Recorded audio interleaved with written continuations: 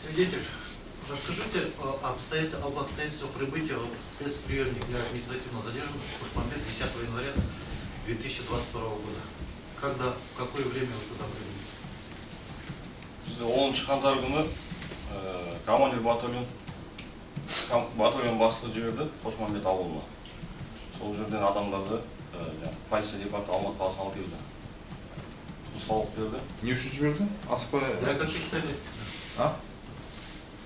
Бізге сол нұсқаулық берді ғой. Якобы жоғарыдан осыны нұсқаулық берді. Адамдарды неге жеткізу керек деп қалаға.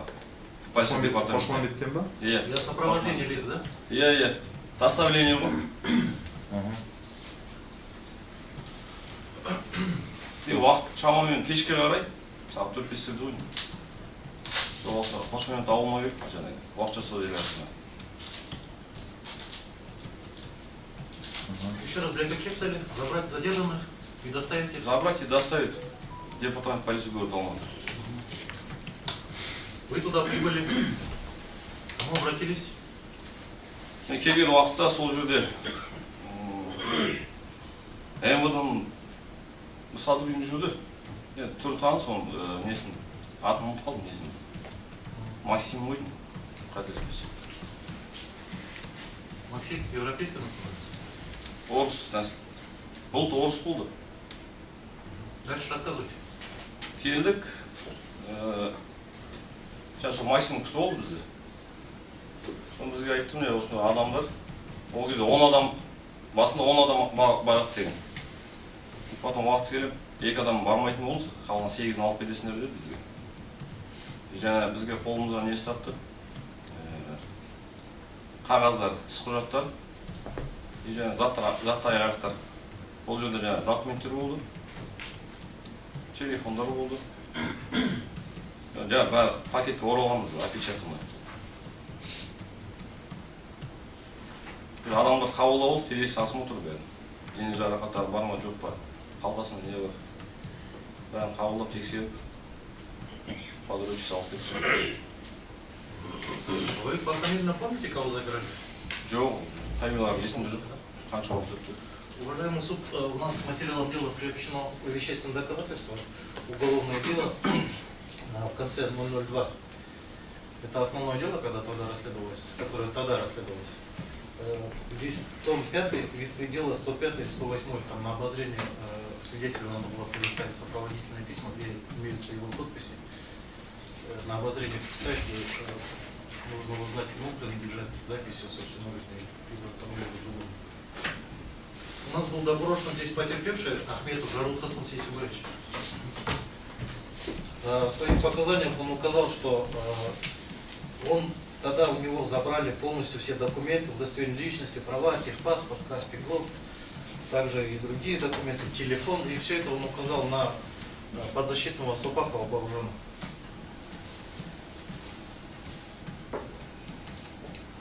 Сам здесь в этом сопроводительном письме Ахметов Жарул Хасан указывает о том, что каких-либо претензий, жалоб, заявлений сотрудников полиции не имеет.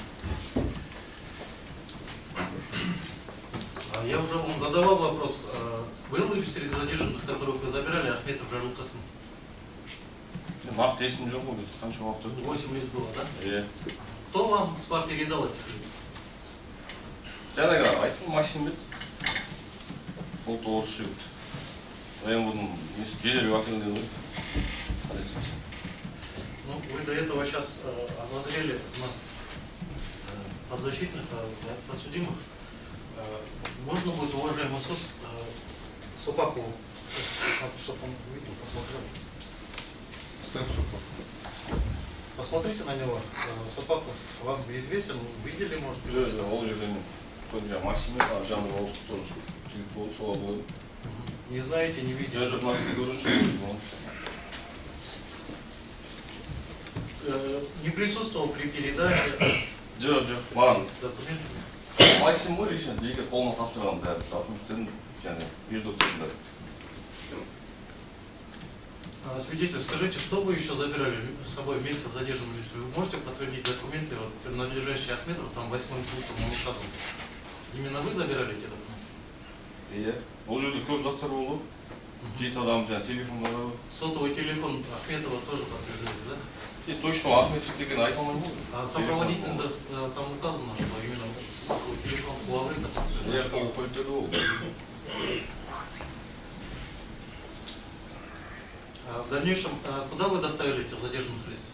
Алматы қаласы полиция департаментіне апардық. Какую службу? Жедел уәкілдеріне криминал. И, соответственно, 5-ші қабатта.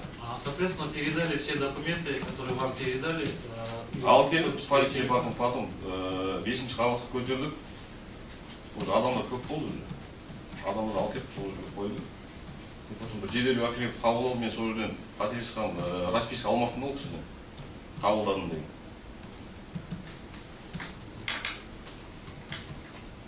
Одан кейін 2 айдан кейін ба, примерно 3 айдан кейін ба маған хабарласты штаттан, Алматы қаласы департаменттен. РДР әлі менің атымда тұр деген. МВД-дан звондап бірінші Қарасайский звондады. Қарасайскіден Алматы қаласына звондады. Мен іздедім осыны жаңағы, сопроводительное письмоны бәрін. Сотқа да. Департаментке іздедім, жаңағы іш құжаттарды, нелерді, жер жоқтарында. Ол жерде таппадым. Тергеу уәкілдерге бардым, тергеу бөліміне бардым.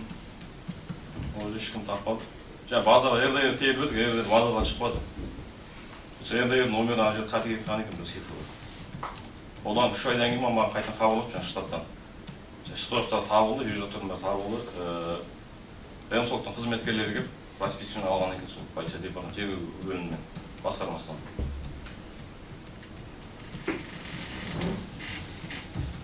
Есть вопрос? Пока нет вопросов. У меня есть вопрос. Скажите, пожалуйста, здесь написано в сопроводительном письме, ваша запись «проверил». Замначальника. Не, проверил, замечаний нет. Замечаний нет, да? Ага. А вот это что означает? Вы проверили все документы, которые указаны в сопроводительном письме? И документы вот это, людей проверил. На телесосмотр. То есть все, что указано в сопроводительном письме, вы проверили, да? Ага, да. В том числе вот Ахметов там 8-й, вы его тоже проверили? Всех? Кто там? Всех. Всех. То, что вот рядом с фамилией Ахметова указано с документами удостоверения личности, права, техпаспорт, Каспий Голд и так далее, вы это тоже проверили? Да, да.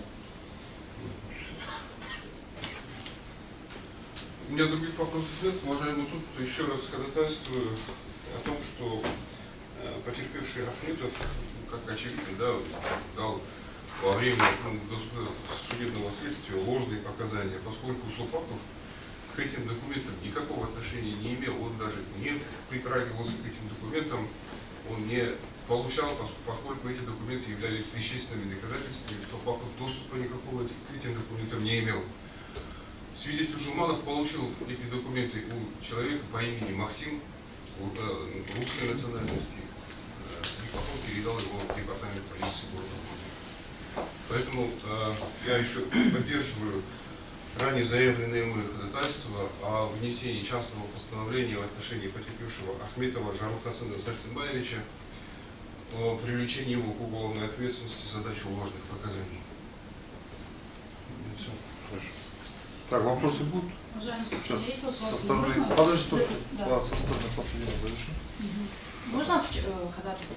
Можете сделать замечание, как может заранее утверждать сейчас поправку, что он дал ложные показания на стадии досудебного расследования. Сейчас же этот вопрос разрешается судом, и частное постановление выносится только совещательной комнате.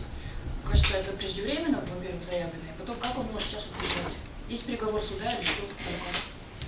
Мы можем тогда каждому называть пытавшими их, насильниками. Хорошо, все понятно. Вопросы? Спасибо. Уважаемый суд, я также присоединяюсь к данному ходатайству, и оно, я считаю, подлежит удовлетворению. Заявлено обоснованно, своевременно, решение будет принимать суд. И если позволите, у меня вопрос к свидетелю. Скажите, пожалуйста, вы сказали, что узнали Абельбекова. Мой вопрос. 10 числа видели ли вы Абельбекова Берика в СПА Кушмамбет? Участвовал ли он при передаче задержанных? Давал ли вам какие-либо личные указания? Жоқ, Қошмемет ауылында ол кісі көрген жоқпын. Ол жерде ол кісі болған жоқ. Все, у меня больше нет вопросов. Есть вопросы? Да, разрешите. Адвокат Мендешев в интересах Турканбаева.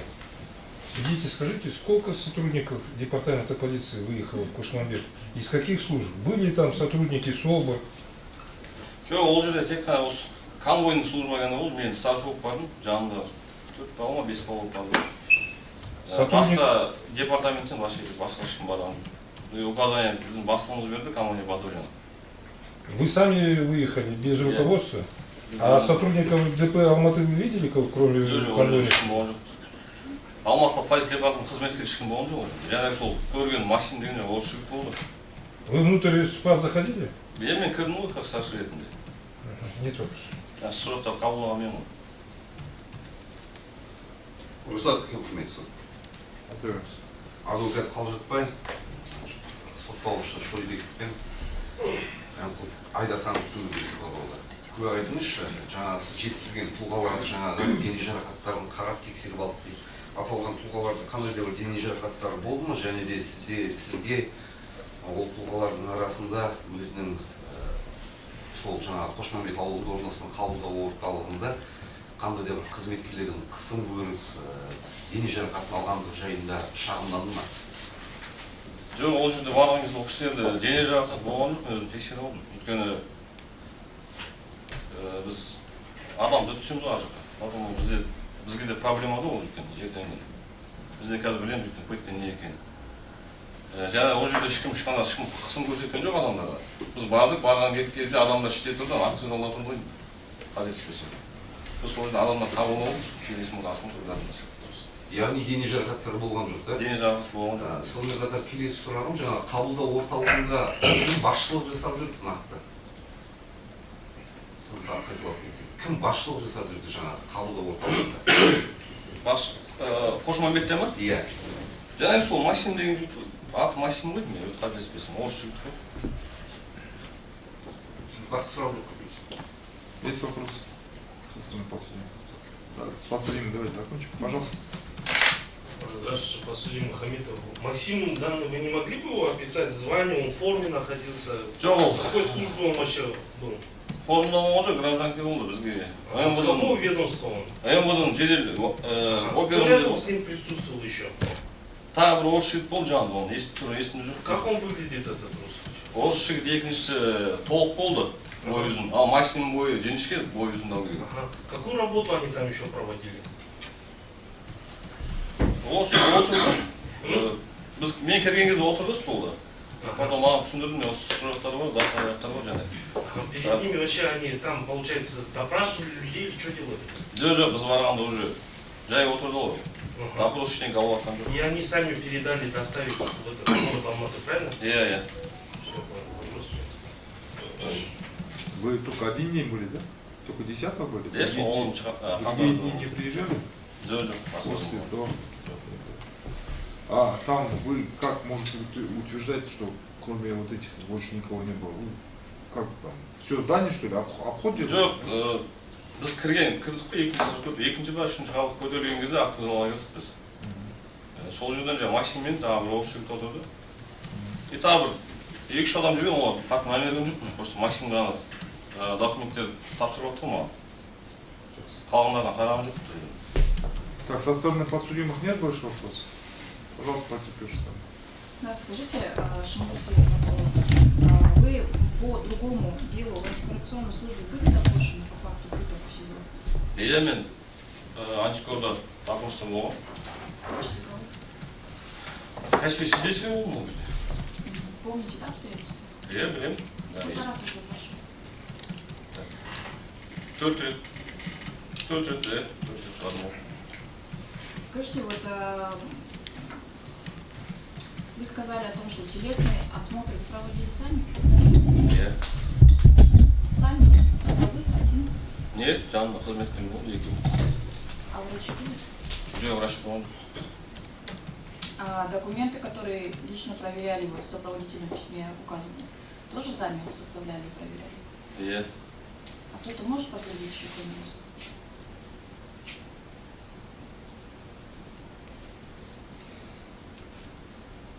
Басқа қызметкер ме или қалай сол жерде болған адам ба? Ну вы же там были, не я. Вы же составляли документы. Е. Ну, Мен только тексеріп один. алдым. Мен өзім жалғыз қабылдадым ғой документтерді. Сами провели телесный осмотр и сами составили документы? Жоқ, телесін осмотр жаңа мен 2 қызметкерім қарады, дене жарақаттар бар ма? Қандай қызметкер? Өзім қол астымдағы жаңа. Промойный службадағы. Ваши, получается, подчиненные. Е. А кто именно? Малкин Қуаныш деген жігіт. Сержант полиции. А при составлении документов и когда проверяли на наличие всех вещей и документов в том числе, кто еще с вами присутствовал? Ол кезде өзім қабылдадым. То есть никто подтвердить кроме вас не может? Жоқ. Да, уважаемый суд. Прошу отнести критически. Шиндос Серик Козловой. Я сама участвовала в очной ставке, проведенной с ним. Уголовное дело номер 18 проходило следовать в антикоррупционной службе по городу Алматы, где потерпевший указывает на него как присутствующий по факту пыток в СИЗО городе Алматы. Ол кезде есімде мен сізді. Сіз келдіңіз ғой, жаңағы жігіттің қорғаушы жоқ. Ол кезде сіз білесіз ба, есіңізде шығар? Ол мен опознание жүргізген жоқ қой ма? Ол айтты, мен көрген жоқпын деп, бірінші рет көрдім деді. Уважаемый суд, это отношение не имеет? Да, сейчас. Хорошо. Мен ол есімде сіз қорғаушы болып келген кезде. Бірақ ол жерде сіздің жаңағы сіз қорғап отырған кісі жігіт есімде ғой. Ол айтты ғой, мен көрген жоқпын. Мына жігітті вообще бірінші рет көріп тұрмын деді. Жаңағы антикоррупционный зданиясында. Так, вопросы? Да. Уточняющий. Скажите, пожалуйста, в каком виде, это очень важно, если непонятно, я могу на казахском с разрешения суда, в каком виде вам передавали документы? В каком виде?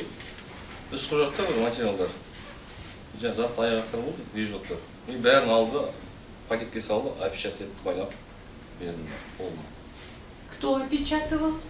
И опечатывали при вас? Иә. Вам передали уже опечатанные документы? Жоқ, бірінші көрсетті маған. Қағаздар, жаңағы зат айғақтармен. И потом барып пакетке салды, сол жерден опечатать етті. Вы присутствовали при опечатывании. Да. Кто составлял список передаваемых вам документов? Жаңағы машина деген жігіт. Все, у меня больше нет вопросов. Я вопрос. Скажите, свидетель, вас привлекали за совершение каких-то пыток, незаконных действий?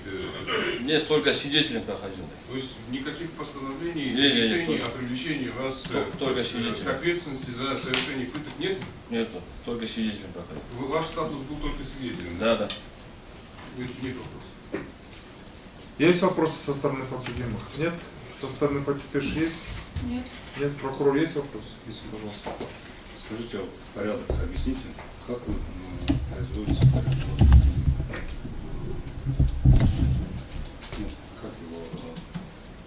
как его перевозку подсудимых? Доставление. Доставление. Как производится?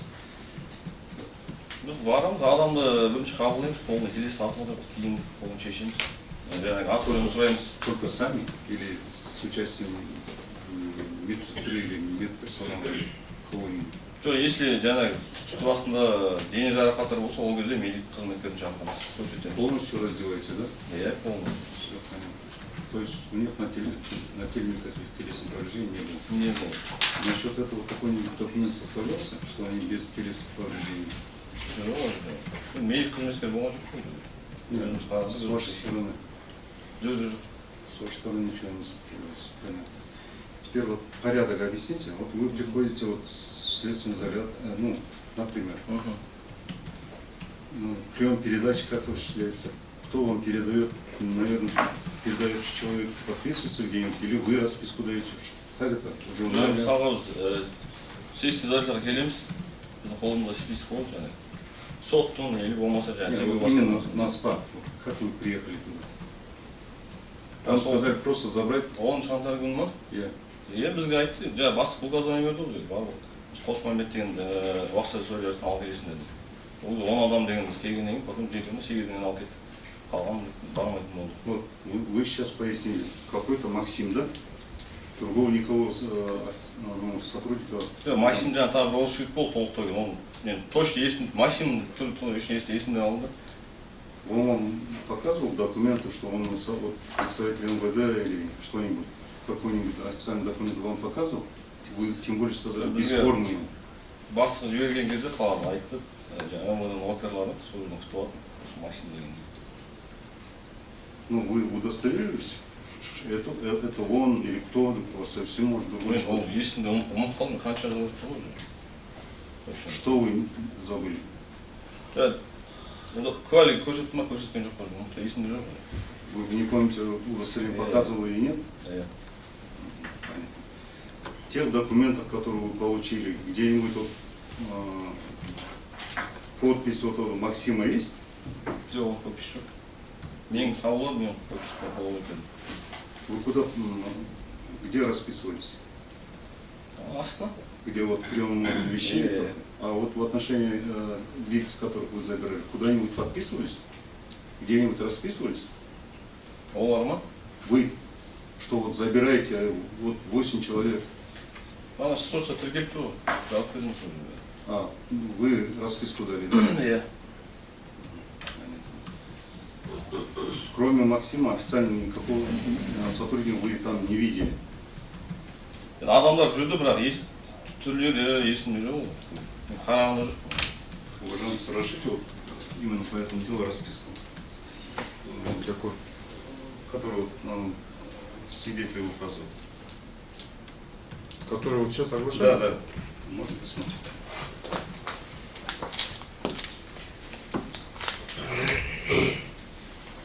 Со 105 по 180.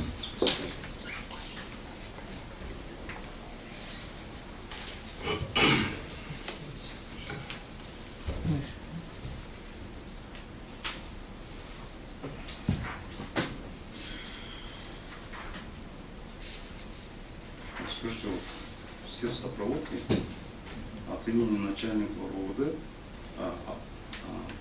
департамент полиции Карасайского района. Вы его видели, начальника? Вы говорите, вот Максим. Самого Тоттубая вы видели? Толтыбаев көрген жоқ. Солмайды. Вот смотрите, вы, у вас на руках расписка, письма, документы от Тоттубая Альбибекова, правильно? Но вы берете все эти документы лиц у какого-то Максима, которого вы даже не знаете, удостоверение, служебное удостоверение, вам показывал, представлялся. Тогда вам справку дослушайте. Да. Даже который, не помните, представлялся вам, не представлялся. Потом передаете какому-то оперу, которого вы знать не знаете. У него ничего не берете. На основе чего мы должны верить вам, что вы говорите, что у них телесных повреждений не было? У вас акта ничего нету. Никого не привлекали. Нет, тексеріп қарап алдым ғой. Но у вас ничего вы не составили. Где акт, что-нибудь есть у вас? Почему вы не составили акт? Вы должны вообще составить акт? Жоқ. А если телесных повреждений вы не найдете? Если через повреждений ала деп жазам ғой. Ене жарақаты бар деп. Куда? Қағаз. Расписку жаздым ғой, мен соны жүріп жаздым.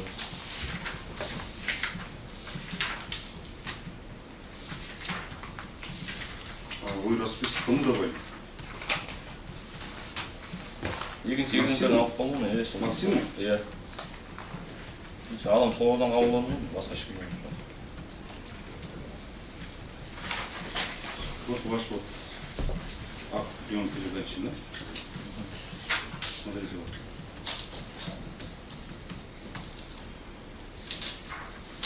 А нет, это не ваш расписка. Здесь вообще расписки нет больше. Расписка вы, наверное, имеете в виду то, что вы там подписали, что приняли, и от этого считаете расписку? А, вот он сопроводитель. Сопроводку он не считает расписку. Вообще, вот поэтому я вас спрашиваю, порядок. Как вы, например, в прошлом году вас направили? Вы должны забрать людей и вообще документ, ваша компетенция входит, забирать документы? Вы же сказали конвойная же служба, да? у вас? Конвойная служба, Да. Бас мукаданиясы болған соң жасады. Понятно. Ладно, тогда документ не будет проблем. Значит, в отношении лиц, как вы должны забирать? Вот, просто порядок объясните. Вот, например, в прошлый момент прибыли. Вы должны забрать. Что вы должны? Какой-то документ представить? Или что? Жоқ, документ ештеңе көрсетпейді. Енді ол кезде Қошеметке постоянно барған жоқпын. Сол кезде бірінші рет бардым. Жақсы, давай Хошмамбет уберем просто. Вот сегодня, Жоқ, например, завтра мен өз поедете. жұмысым күнделікті Стоп, істейтін стоп, жұмыс. стоп. Завтра поедете, такое желание будет, да, забирать. Вот в каком порядке? Вот про это хочешь прокурор узнать. Забудем про А, Хошмамбет. В например, целом келесі порядок. жолы ма? В целом порядок қандай тәртібі? Алып келу адамдарды. Мен барамыз жаңағы сессияда жатыр. Адамдар спискін көрсін, бізде қолда список болды. Дежурныйға береміз түрмен. Ол жаңағы сол спискпен адамдар асыға түсіріп алып келеді бізге. И потом мына жерде уже рентген аппарат бар, рентген аппарат өтсем, через рентген аппарат өтсеміз. И рентген аппарат көрсетіп тұр жаңағы қалтасына заттар. И ол заттарды аламыз, и жаңағы денесін шешеміз, киімдерін, и көреміз денесін. Если дене жарақаты болса жаңағы дежурныйға айтамыз, ескертеміз. Мен дене жарақаты бар, біз мына кісіні аламыз. Өйткені біз кешке таман тоже кешке алып келгенде мысалы обратно адамдар, олар да тоже бізден осылай қабылдап. Если дене жарақаты болса, біз қайтадан адам қабылдамай Сол қабылдағанда қандай құжат? Сол қай жерге қол қоясыздар қабылдап алдым деп? Ана жерде бар өзі адамдар список тұрады, заранее бір күн бұрын дайындап қойып, мысалы сотқа шығатын, оғыда шығатын. Осындай расписка ма, осындай жазып кетесіздер ме? Журнал. Журнал бірдеңе бар шығар, какой-то акт. Журнал жоқ. Айттыңыз қағазбен список дайындап қойған заранее. И сол жерге астынан жазып кетеміз де, адам қабылдадық, ескерту жоқ. Болды. В нашем случае вы со списком пришли, Хошмамбет? Жоқ, список жоқ. Вот ваш начальство приказало вам, да? Я. На руках вот этот приказ был? Поручение вот это? Какой-нибудь документ был у вас? Жоқ, бывает, ну что? Вы в Хошмамбет приехали, вам без документа выдали вот 8 лиц? Без документа он болды ғой жаңағы. Жеке құжаттар. У вас? Да, бізде жоқ. Вы ничего туда не представляли, Жоқ, жоқ. ничего там не оставляли, да? И дальше вот как вы должны вот передать? Вот вы забрали людей. Дальше вы как передаете? Вот? Тоже под роспись, наверное, куда-то? Мен сол роспись алмаған ғой, бір атең. Кімге берген, кім қай адамға тапсырған. Вот смотрите, вот, вы сотрудник полиции, да? Вы не знаете, кому дали, что дали. И сейчас подтвердить это не можете. Вам кто вот поручение дал, ваш руководство? Кто это? Подполковник полиции Кахаров Алмаз. Вот Кахаров, да? Почему вы какому-то оперативному сотруднику передаете этих лиц? Не следователю. Не в этот, не, там не ВС есть, да? В ДП Горталмар? Не ВС, почему не передаете? Почему оперу передаете? Бізге бесінші ауыз көтеріп, сол жерде адамдар алып, қабылдап алып, сол жерде көтеріп, бесінші ауыз. У вас кто-нибудь проверял вот у этих лиц, 8 лиц, на теле телесное повреждение есть или нет? Кто-нибудь проверил? Жоқ, қабылдап, өйткені адам көп болды ол жерде. Нет, вот этот, именно вот, который сотрудник, которому мы передавали оперативный, он смотрел, вот раздевал их? Жоқ, просто фамилиясын оқып, не спросить етіп шықты, болды.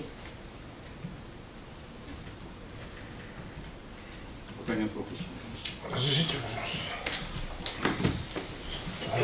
Скажите, свидетель, когда в других случаях вы забираете людей задержанных, вы их осматриваете, телесные повреждения не находите, вы какие-то документы составляете или просто принимаете и везете их? Если телесное повреждение болса, гематом болса, ол кезде уже акт составить етеміз ғой, конечно. Но если нету, вы никакие бумаги не составляете? Жоқ, ол не кімге составить етеміз? В том случае, когда с Хошмамбета забирали, у задержанных телесные повреждения были? Жоқ. Если были бы, вы бумагу составили бы? Ол жерде болса, мен жаңағы жерге жазушы едім ғой. Проверил деп. Замечание бар нет. Телесный осмотр осынысы гематома шрам деп. Жоқ болғаннан кейін жаздым ғой, проверил, замечание нет болды. Вы оттуда забирали по сопроводительному письму людей? Я. То есть сопроводительно вам написали вот такие? Я. Нужен был вам акт? Если вам сопроводительный и ежедоки вы отдают. Но вы не что здесь не понял. Не, ну больше какие Ну наводящие? что, какой акт, по какому акту забираете? По сопроводительному письму или другой документ нужен? Нет. Жо, собрали. Вот этого достаточно вам забрать? Я Всё. сол бол жетеді. Следующий еще. А теперь смотрите, когда вы в ДП города Алматы привезли, кто забрал? Сол естінде жоқ сол күтін алған. Расписка алмадым сол кісіден қолғап қойып қойған ешкімге. Если хорошо даже оперативный сотрудник забрал, он его в ВВС помещал, и там телесные повреждения вы нашли, к вам вопросы были бы? Иә. Служебное расследование по факту Өйткені доставили? ЕВС-қа, если ЕВС-қа түсірген жағдайда жаңағы дене жарақаты болса ЕВС қабылдамайды оларды. Претензии ВВС были к вам, что Жоқ. доставлены Жоқ, были жоқ, с жоқ. телесной повреждением? Не было? Жоқ. Нет вопросов. А что, почему дальше не продолжали на этой сопроводке для вас какой-то важный документ писать? Тот, который вас принял, что он здесь не расписался тоже? По вашему вопросу. Уважаемый суд, немножко можно прояснить? Сейчас вопрос. А? Қолына тапсырдым. Енді мына ладно, мынау мен қабылдайды екенсіз бәрі. Иә. Солай екен тәртіпсізде, жарайды, жақсы. А енді ары қарайда сіз тапсырған адам мынаған неге қол қойдырмауыңыз сонда? Ол Содан кейін вот этот документ от имени Тотыбаева, начальник УП, вам вот эту бумагу кто вручил? сол жаңағы Максим? Максим береді. Максим вот это вручил от имени Тотыбаева, да? Мен қағазым бәрі дайын тұрды ғой, маған берді, мен расписка жаздым. Что вы хотите спросить? Тимирбаев Адам. Уважаемый суд, дело в том, что вот эта копия сопроводительного письма, это оставшаяся копия, а та копия, она уже к материалам того уголовного дела приобщена. Какая еще какая-то копия есть? Ну вот, который с собой забрал. Это же оставшаяся копия, он здесь удостоверился, что там ручка. Он, получается, Кошмамбетте оставил. Мынандай неше экземпляр болды сапаров? Екеу ме? Екеуі, да.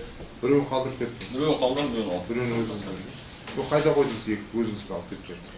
Жаңағы пакеттің ішіне салдым ғой бәрін. Опечатып пакеттің салдым, сол жаққа өткіздім.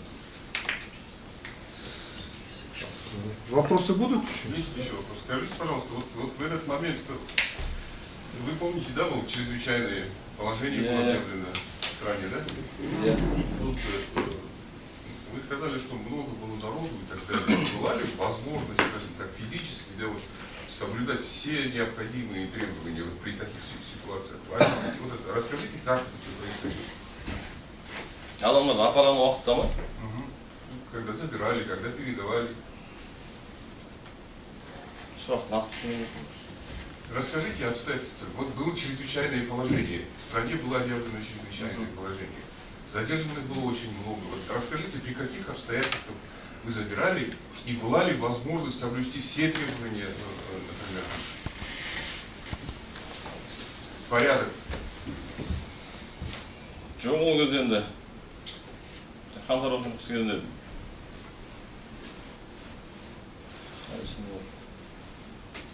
Как есть, расскажите. Сұрақ қоссын қалдым. Сол қаңтар оқиғасы кезінде бар ғой, қаңтар оқиғасы кезінде төтенше жағдай жарияланған болатын. Сол төтенше жағдайдың кезінде адам көп болды, абыр сабыр болды, иә? Сол кезде осы бүкіл алып кету, жеткізу, беру, тәртіптерді сақтау мүмкіндігі болды ма? Ол кезде болған жоқ. Ол қалада жүр, анда жүреді, мұнда жүреді, онда мысалы адамда жетпей қалады кейде. Мысалы усиленный бір жерге баратын жерде, мысалы жаңағы сопровождающий біреу беру керек қой бізге по-любому. Бастықтан біреу бару керек, жаңағы повар беру керек. Ондай уақыттар тоже болмай қалды. Өзіміз барған уақыттар болды. Жаңағы мысалы Қошмамбетке келіп, конвойный служба тұрып. Мен келдім, мен жанымда 3-4 жігіт келді, болды. Ешқандай сопровождающий ешкім болған жоқ. Разрешите вопрос? Свидетель, скажите, вот вы сейчас на мой вопрос ответили, что вы заходили в СПА. В СПА видели, чтобы кому-нибудь применяли физическое насилие? Жоқ. Где-нибудь видели кровь, чтобы там было или еще? Все, ондай ешкім көрген жоқ. Мен кірген кезде уақытта адамдар тұрды. Жаңағы акциз залдың ішінде. Тұрды, оны ешкім ұрып атқан, ешкім ондай ештеңе көрген жоқ. При вас никто не Жоқ. Кірген кезде ешкім жоқ. Скажите, вы давно работаете? 8 жыл болды. Вы знакомы со своими должностными обязанностями? Есть такое в ваших должностных обязанностях, инструкции или в законе, что при наличии многолюдности, либо ЧП, как вам пытались здесь объяснить, вы не освобождены от своих обязанностей служебных? Есть ли Нет, такое нет. где? Нет. Есть такая в инструкции у вас? Что если много людей, вы не заполняете документы корректно, не знаете, кому. Уважаемый суд, возражаю против данного вопроса. Здесь стороной потерпевших не представлены какие инструкции.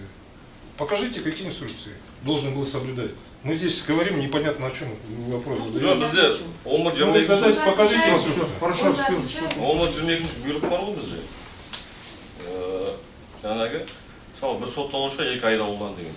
Жоқ, былай түсіндірейік сұрақ.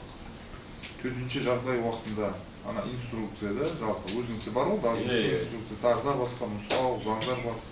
Содан кішкене басқа айырмашылығы, соны талаптарын сақтамай жасауға төтенше жағдайда содан талаптарын түгел толығымен орындамайтын мүмкіншілік бола ма, болмай ма, соны сұрап жатыр да, содан. Соған қарамай басқа еркін ретінде басқа шаруа жасауға бола ма деген Жоқ, сұрақ жоқ, болып жатыр. Соны сұрап отырсыз. Болмайды. Төтенше жағдайға ешқашан қарамайды. Заң бар, нұсқау бар, сонымен дұрыс па? Иә. Болды. Қошмаметтің адаптауысы бойынша 11-ші отырыс қателеспесем. Бұғанға дейін жәбірленушілердің куәлер тыңдалған, олардың барлығы сол Қошмаметтің Занияновичтен қан болғанын, азапталғанын бәрі айтты. Дей тұрғанмен айыпталушы жақтың куәгері, солардың шақырады, айыпталушы тараптың шақырған куәгері Шыңғыс Жұманов, айдауыл қызметкері. Ешқандай қан ештеңе көргем жоқпын. Ол жерде мен алып бара жатқан адамдарда бір жаралану, азапталу бейнелер болған жоқ деді. Тура сол куәлік берердің алдында, ол осында сот алдында кәдімгі ант берді. Қалай ойлайсыз, оның айтқанында шындық бар ма? Әлде бұрынғы жәбірленушілер олар жалған айтты ма? Конечно, считаю, я об этом и сказала в суде, что считаю, что отнестись надо к показаниям Жуманова Шыңғыса, который является действующим сотрудником полиции, причем города Алматы, очень критически, так как он сам, я во время январских событий также было возбуждено дело по факту пыток в СИЗО, где было тоже массовое количество потерпевших лиц, но затем далее это дело было прекращено. Но как раз-таки некоторые из потерпевших, они указывали на Жуманова как на свидетеля, который видел, что их били и к ним применяли силу. И он сам меня вспомнил, на суде тоже об этом сказал. И хочу сказать, что также показания Жуманова, с его слов, что все было очень как-то легко и просто. Но он, находясь при исполнении, да, это был период чрезвычайного положения, но это не освобождало его от заполнения какой-либо документации. То есть в суде на вопросы прокурора, на мои вопросы, он ответил о том, что все было сделано по устному приказу, он решил доставить потерпевших, передал, не знает кому, не знает, кто дал приказ. Ну, то есть, конечно, такие показания не вызывают сомнения. И как такое количество людей, даже те, которые потерпевшие выступали в суде, но которые не имеют претензий к данным сотрудникам полиции, они все равно подтвердили о том, что да, была кровь, и что их заставляли мыть, вытирать пол, потому что он был в крови. И данные показания Жуманова Шыңғыса, они никак, то есть они же должны сопоставляться с фактическими данными. Поэтому я считаю, что здесь, конечно, с его стороны было такое, он не был до конца честен перед судом.